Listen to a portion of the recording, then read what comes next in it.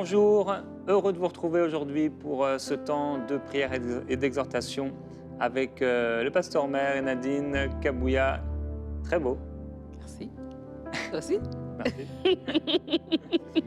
Et avec vous, on va parler de la restitution. Et petite dédicace à Ben, qui est en régie vidéo, et c'est son dernier jour et sa dernière émission. Que la gloire du Seigneur soit sur toi. Amen. Amen. La restitution. Oui. Tu vas nous en parler. Oui. Et nous voulons vous dire aujourd'hui, je veux te dire aujourd'hui, entre dans ta saison de restitution. Pendant toute la semaine, nous avons parlé de combien Dieu nous conduit à nous survivre à l'adversité, les pièges à éviter au niveau de l'adversité. Nous avons parlé des prisons de l'adversité qu'il faut éviter. Mais au bout de cette semaine, nous terminons avec un message d'espoir, un message qui t'invite à rentrer dans ta saison de restitution. Parce que bien souvent, lorsqu'on traverse de l'adversité, on a le sentiment que nous avons perdu du temps, le sentiment que nous avons perdu des ressources, le sentiment que nous avons perdu à différents niveaux. Mais je suis venu te dire de la part de Dieu, perte aux yeux des hommes ne signifie pas irrécupérable aux yeux de Dieu. Tu sers le Dieu qui peut t'aider à rattraper ce qui a été perdu. C'est la parole que Dieu dit à Israël dans Joël chapitre 2, le verset 25, lorsqu'il leur dit « Je vous remplacerai les années qu'ont dévoré les sauterelles, les gélèques et le gazam, ma grande armée que j'avais envoyée contre vous. » Dans ce contexte ici, c'était Dieu qui avait envoyé cette armée, mais il se peut que vous viviez une adversité où c'est vraiment des situations humaines ou des situations spirituelles qui arrivent, mais le principe reste le même et il reste immuable, c'est que Dieu est le Dieu de rattrapage dans ta vie, il est le Dieu de restauration et le Dieu de restitution. Par restitution, on entend de rendre quelque chose qui a été pris ou rendre quelque chose qui a été volé. Et Dieu, aujourd'hui, nous invite et Dieu t'invite à croire qu'il est le Dieu de restitution. Alors que nous sommes en train d'entrer dans ce temps de prière qui va être beaucoup à caractère prophétique, à caractère de déclaration, nous voulons citer différents domaines et nous allons proclamer la parole de Dieu et croire que Dieu est en train de te parler, que Dieu est en train de te restaurer. Alors que Dieu commence pour parler au peuple d'Israël, il leur dit « Je vous remplacerai des années ». C'est que l'argent ne peut pas payer, c'est que l'or ne peut pas payer, c'est que les gens les plus intelligents ne peuvent pas nous redonner, c'est le temps qui a été perdu. Et Dieu dit, il est celui qui est capable. Puisqu'il est capable de cela, nous voulons d'abord commencer par ce premier moment à prier pour une première restauration. C'est la restauration de l'estime de soi. Parce que lorsqu'on traverse des épreuves, une des choses qui est souvent attaquée, c'est l'estime de nous-mêmes. Parce que nous avons sûrement été rabaissés, injuriés, nous avons été atteints à différents niveaux et quand on a connu parfois aussi des échecs répétitifs, ça fait aussi que notre estime de soi, il est faible. Mais ce que j'aimerais te dire, c'est que Dieu est intéressé à commencer d'abord par un travail de guérison intérieure pour la restauration de l'estime de soi, pour que tu reprennes confiance parce que Dieu est un bon Père. Alors là où tu es, j'aimerais t'inviter à prier avec moi pour que Dieu puisse restaurer ton estime de toi-même. Peut-être que tu te sens moins qu'une femme, moins qu'un homme. La Bible nous dit que Naomi et Ruth sont revenus du pays de Moab alors qu'ils étaient revenus, que les gens étaient contents de voir Naomi revenir. Naomi, son estime de soi était tellement diminuée qu'elle a dit « Ne m'appelez pas Naomi, appelez-moi Mara, appelez-moi Amertume ». Quel est le nom que tu te donnes aujourd'hui? Après peut-être que tu as traversé 1 ou 2 divorces, après une séparation, après des échecs répétitifs au niveau de ta carrière, après peut-être que tu as échoué au niveau du ministère, il y a sûrement un nom que tu es en train de te donner. Et Dieu dit aujourd'hui, je vais enlever le nom que tu te donnes, je vais te donner un nom nouveau, je vais te donner un nom de restitution. restitution, un nom de restauration. Tu vas reverdir, tu vas refleurir. Tu es comme un arbre qui est dans un désert, qui a séché, mais Dieu dit, je veux souffler sur toi un souffle nouveau, comme les ossements dans Ézéchiel 37. Tu vas reprendre vie. Père Céleste, nous bénissons ton nom parce que tu es merveilleux. Merci parce que tu ne t'intéresses pas simplement à notre domaine spirituel. Mais merci parce que tu te révèles dans Joël chapitre 2, le verset 25, comme étant le Dieu de la restitution.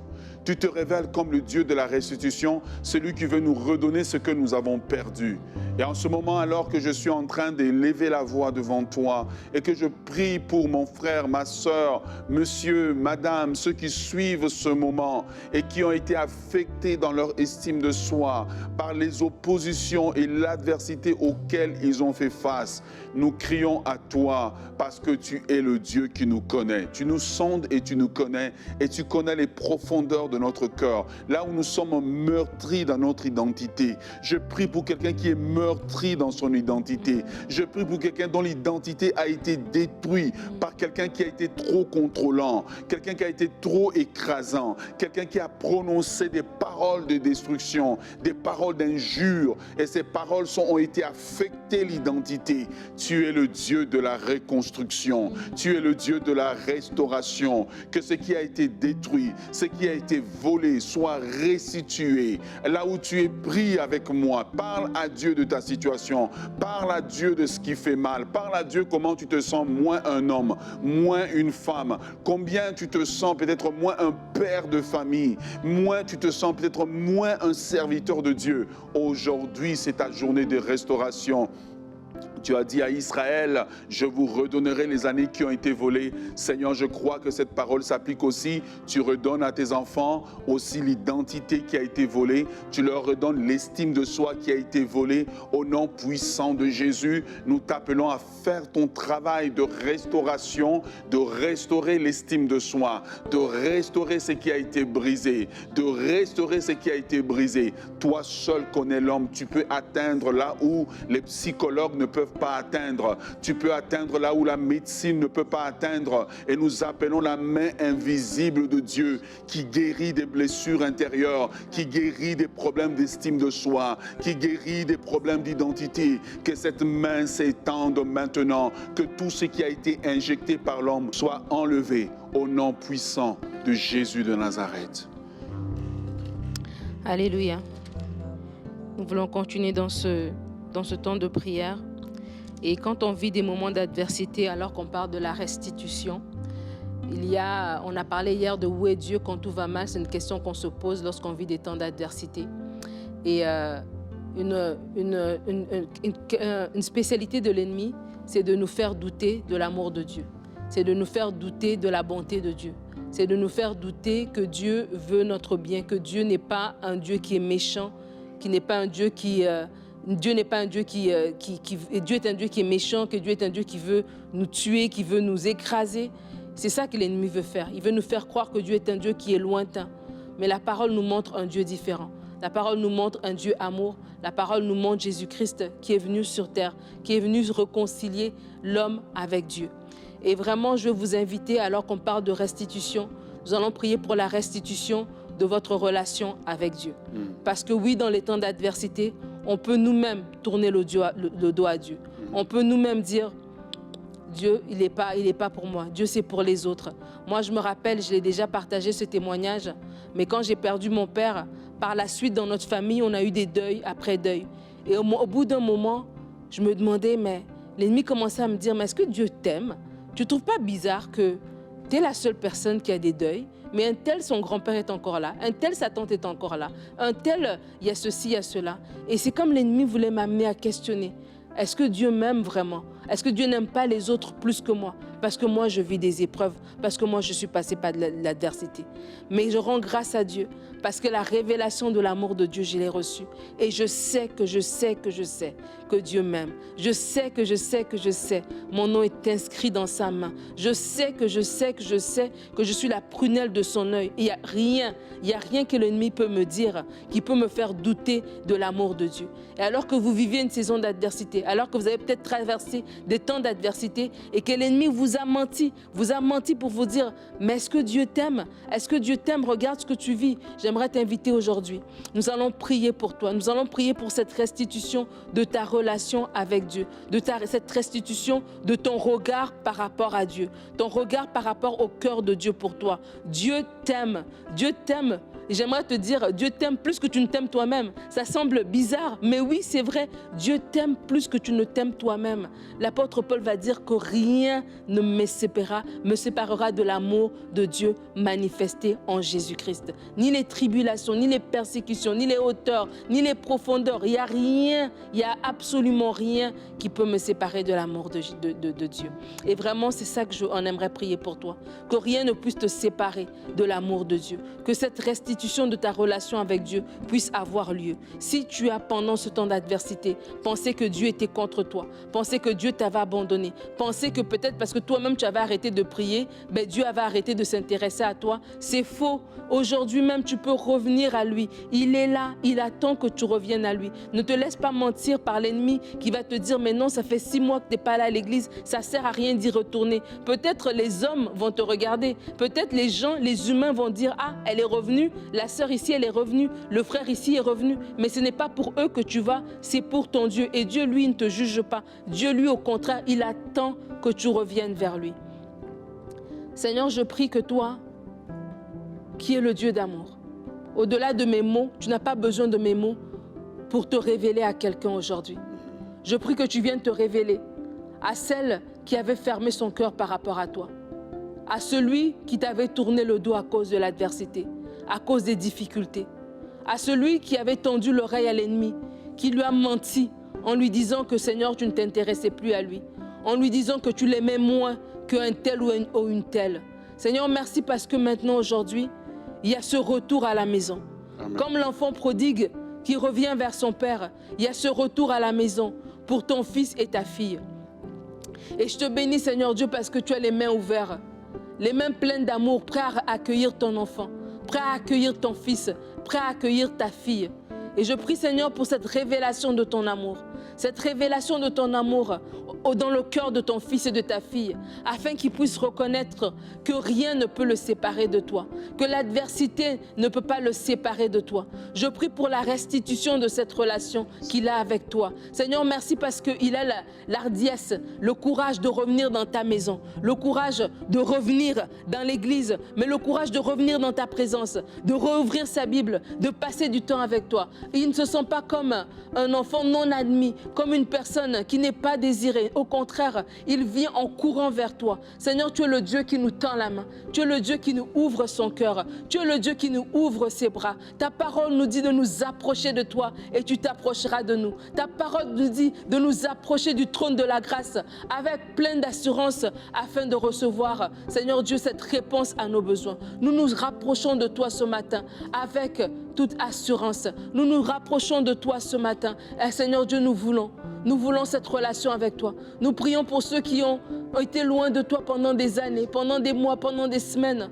Seigneur, nous prions pour ce retour à la maison. Je déclare ce retour à la maison pour ce frère, pour cet homme, pour cette femme. Je déclare ce retour à la maison, ce retour dans ta présence, ce retour auprès de toi, ce retour à tes pieds. Merci Seigneur pour cette restitution de la relation. Pas restituer la relation parce que toi tu étais parti, non. Toi tu n'as pas changé d'adresse. Tu es resté là. En tout temps tu es resté là. Même quand lui ne pensait plus que tu étais là. Toi tu étais là Seigneur. Mais je prie pour que lui revienne vers toi. Pour qu'elle revienne vers toi. Toi, le Dieu qui est prêt à nous accueillir. Toi qui es le Dieu qui est là. Seigneur, tu m'as parlé de ton amour. Tu t'es révélé à moi comme le Dieu qui m'aime, d'un amour éternel. Tu dis dans Jérémie, je vous aime d'un amour éternel. Voilà pourquoi je te conserve ma bonté. Seigneur Dieu, ta bonté a été conservée. Ta bonté est maintenue à travers les situations, à travers les saisons. Ta bonté n'a pas diminué lorsque j'étais loin de toi. Ta bonté est restée la même parce que tu es le Dieu qui est bon. Tu ne te renies pas à toi-même. Seigneur, je prie maintenant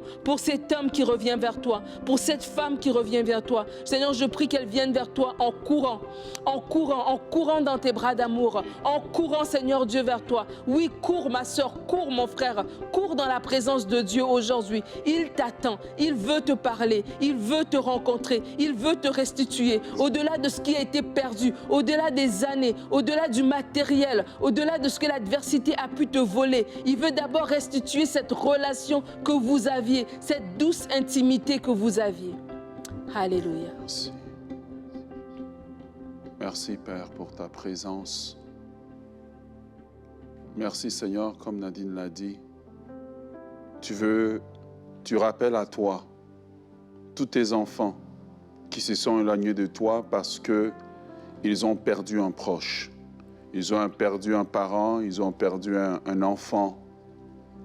Perdu un enfant entre 0 et 3 ans. Et cela les a échaudés, cela les a choqués. Et ça fait que la relation avec toi s'est effritée. Mais Seigneur, merci parce que tu les rappelles. Tu les aimes pareil. Et tu veux qu'ils reviennent à toi. Et j'entends dans mon esprit cette parole que Jésus disait, alors qu'il racontait cette parabole de livrer dans le champ. Il dit, c'est un ennemi qui a fait cela. L'ennemi a voulu attribuer la chose à Dieu. Il vous a fait avaler un mensonge que vous avez cru. Mais le Seigneur dit, c'est un ennemi qui a fait cela. L'ennemi va souvent faire des choses, il va essayer de vous montrer que c'est parce que Dieu ne t'aime pas, c'est parce qu'il y a une malédiction dans ta vie. Mais le Seigneur répond aujourd'hui à l'interrogation que tu as. Il dit, c'est un ennemi qui a fait cela. Alors cours dans les bras de ton Père Céleste. Reviens à lui aujourd'hui. Ce que tu as perdu, Dieu peut te le redonner. Dans Genèse chapitre 4, le verset 25, un texte très intéressant. La Bible nous dit, Adam connut encore sa femme. Elle enfanta un fils et l'appelant du nom de Seth, car elle dit, Dieu m'a donné un autre fils à la place d'Abel que Caïn a tué. Nous voulons prier pour la restauration des relations familiales. Parfois, Dieu restaure les relations familiales et les relations amicales. Dieu va les restaurer. Parfois, c'est possible de réparer la relation, ou parfois, comme dans le cas de Adam et Ève, il donne Seth. Et j'aimerais parler à quelqu'un que Dieu veut te donner Seth aujourd'hui.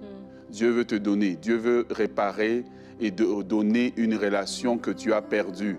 Tu as perdu une relation et peut-être que la personne est décédée, peut-être que la personne est là, mais la relation n'est simplement pas possible.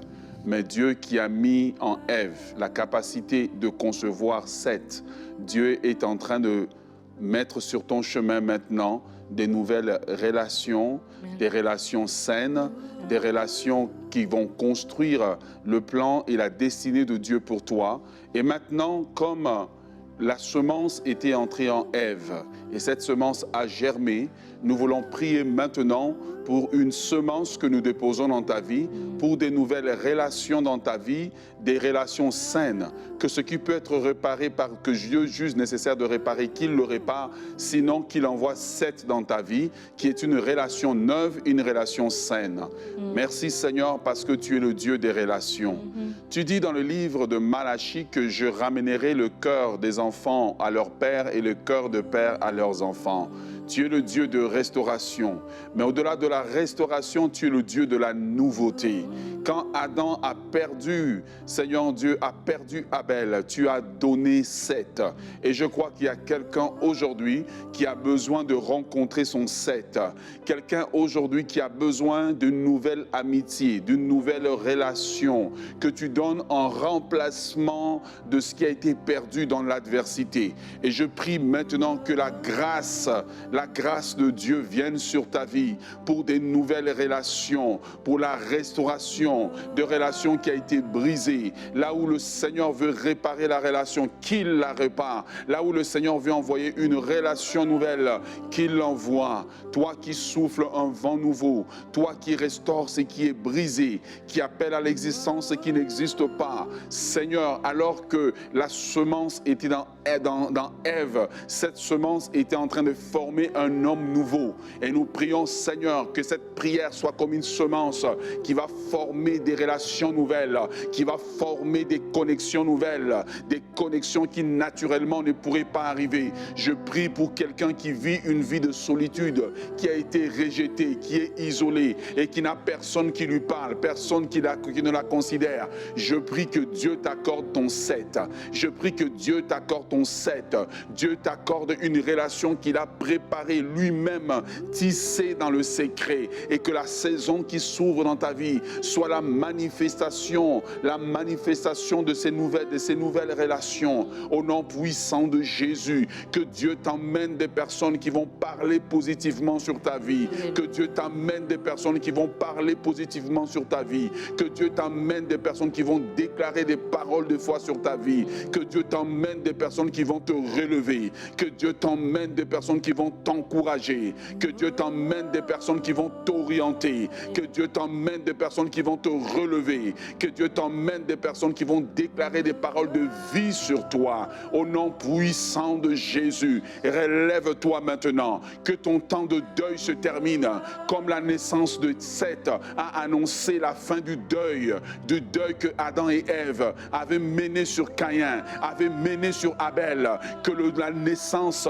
de cette relation emmène la fin de temps des larmes. Je prie pour une restitution au niveau des relations, que les relations qui ont été volées, que les relations qui ont été détruites soient restituées par la main de Dieu, la main divine de Dieu. Seigneur, ouvre maintenant des nouvelles portes.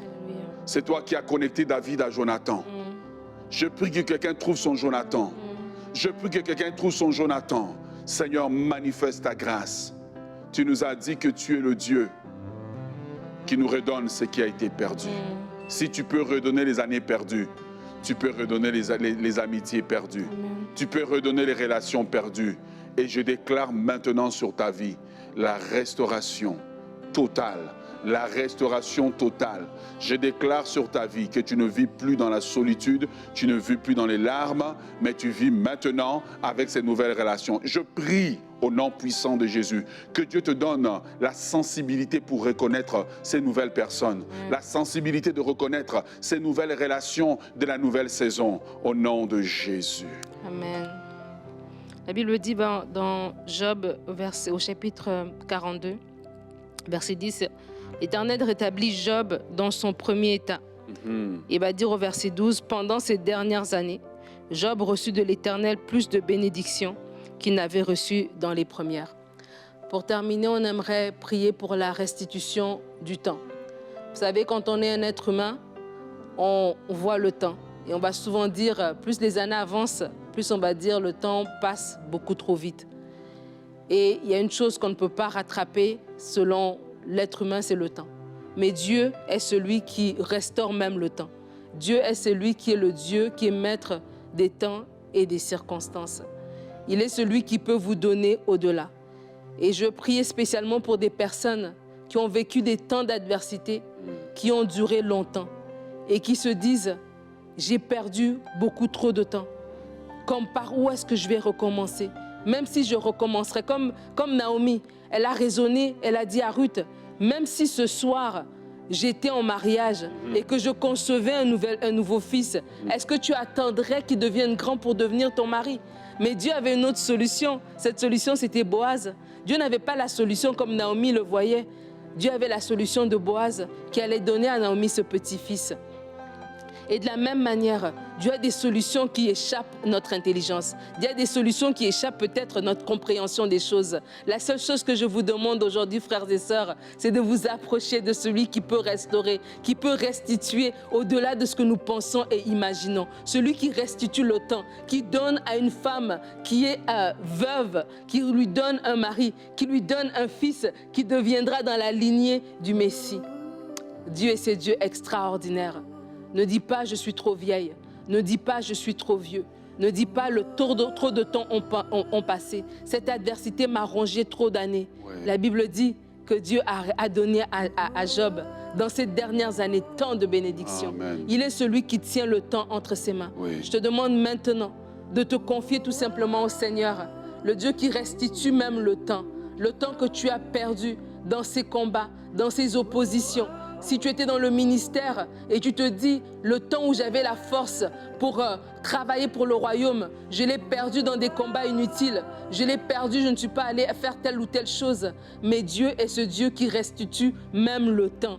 Dieu est ce Dieu qui restitue même le temps. Nous croyons de façon folle, je veux dire, de façon folle, parce que nous disons, oui Seigneur, tu peux restituer le temps. Dieu a arrêté le soleil pour que Josué puisse faire ce qu'il avait à faire. Seigneur, nous venons devant toi. Yes, Lord. Avec ces hommes et ces femmes qui pleurent en disant, pour moi c'est trop tard. Trop d'années ont passé. Mes combats ont été trop nombreux et ils ont duré trop longtemps. Il n'y a plus d'espoir pour moi. Passe à la prochaine personne. Passe à la prochaine génération peut-être. Non, tu es le Dieu qui a un rendez-vous avec eux. Cette personne a un rendez-vous avec toi. Ce frère et cette sœur a un rendez-vous avec toi. Toi, le Dieu qui restitue même le temps. Nous prions pour une restitution du temps, une restitution divine, une accélération divine, une restitution surnaturelle, comme tu l'as fait pour Ruth, qui n'a pas eu à attendre après un fils que Naomi pouvait lui produire, parce que tu as donné au-delà. Tu as donné Boaz. Seigneur, tu es le Dieu qui a des solutions extraordinaires.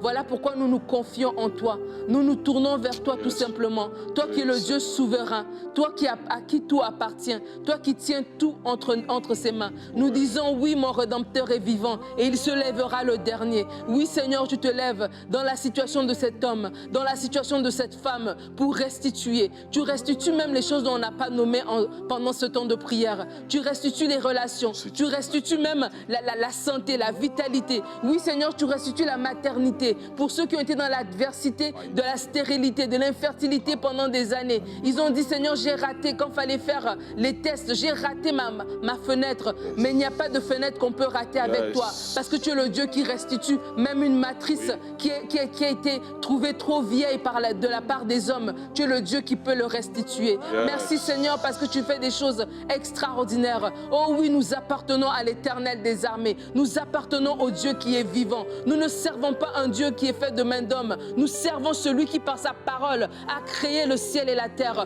Nous servons celui qui tient tout entre ses mains. Celui qui dit une chose et la chose arrive. Celui qui dit un mot et la chose s'accomplit. Oui, tu es le Dieu qui est vivant. Tu es le Dieu qui est fort. Tu es le Dieu qui est glorieux. Tu es ce Dieu-là que nous servons. Tu es le Dieu à qui nous appartenons. Voilà pourquoi nous te disons, Seigneur, prends toute la place. Seigneur Dieu, qu'en ce week-end, que mon frère et ma sœur puissent prendre du temps avec toi, du temps dans ta douce présence. Et Seigneur Dieu, je prie que des fleuves d'eau vive coulent de son sein. Alléluia. Alors que tu vas le rencontrer, que des fleuves d'eau vive coulent de son sein, comme dit l'Écriture. Alléluia. Amen. Et il y a des personnes qui ont perdu des choses, des objets ou des positions, et parce qu'elles se sont enorgueillies. Mais même là, Dieu est un Dieu de restitution. Et pour ces personnes, je vous encourage à relire le chapitre de Daniel, chapitre 4 de Daniel. Je vais juste vous lire 2 versets. « L'ordre de laisser la souche avec les racines de l'arbre signifie que ta royauté te sera rendue, quand tu reconnaîtras que celui qui domine est dans les cieux. C'est pourquoi, ô roi, puisse mon conseil te plaire, mets un terme à tes péchés par la justice et à tes fautes par la compassion envers les malheureux, et ta tranquillité se prolongera. » Ainsi, en faisant la volonté de Dieu et en vous repentant, si vous avez besoin de repentance, Dieu vous restituera. Merci d'avoir été avec nous. Plaisir. Amen, amen, amen. On déclare la gloire de Dieu sur vous et passez une bonne fin de semaine. À bientôt.